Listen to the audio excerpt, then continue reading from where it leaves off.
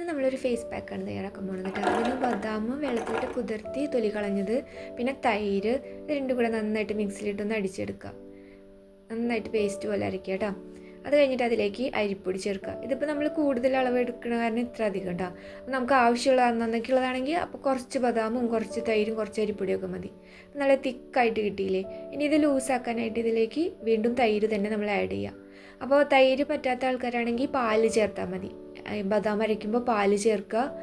പിന്നെ ഇതിപ്പോൾ ഇങ്ങനെ ലൂസാക്കാനും പാല് തന്നെ ചേർക്കുക.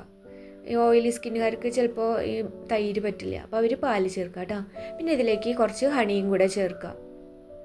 ഇതിപ്പോൾ കൂടുതൽ ക്വാണ്ടിറ്റി ഉണ്ട്, അപ്പോൾ നമുക്ക് അന്നന്നേക്ക് ആവശ്യമുള്ളതാണെങ്കിൽ ഇത്ര അധികം ആവശ്യമില്ല. നമ്മൾ ഇത് എടുത്ത് ഉണ്ടാക്കിയിട്ട് ഒരു പാത്രത്തിലാക്കി അടച്ച് ഫ്രിഡ്ജിൽ വയ്ക്കും. എന്നിട്ട് അതിൽ നിന്ന് ആവശ്യമുള്ളത് മാത്രമേ നമ്മൾ എടുക്കുള്ളൂ കേട്ടോ.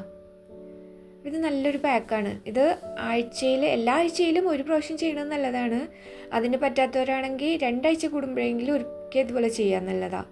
അത് മുഖത്ത് പരട്ടുന്നതിന് മുമ്പായിട്ട് മുഖം ഒന്ന് കഴുകി നനവാക്കി വയ്ക്കുക.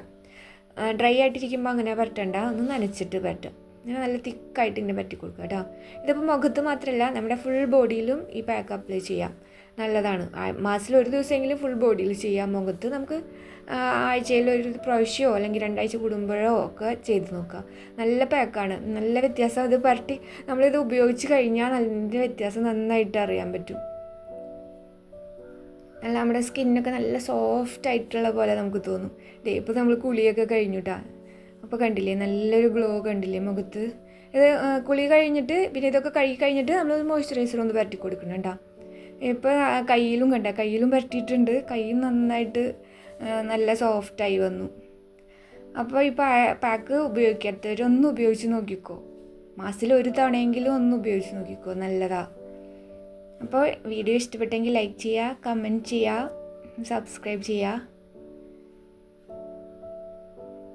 ഇനി നമുക്ക് അടുത്ത വീഡിയോയിൽ വീണ്ടും കാണാം. ബൈ.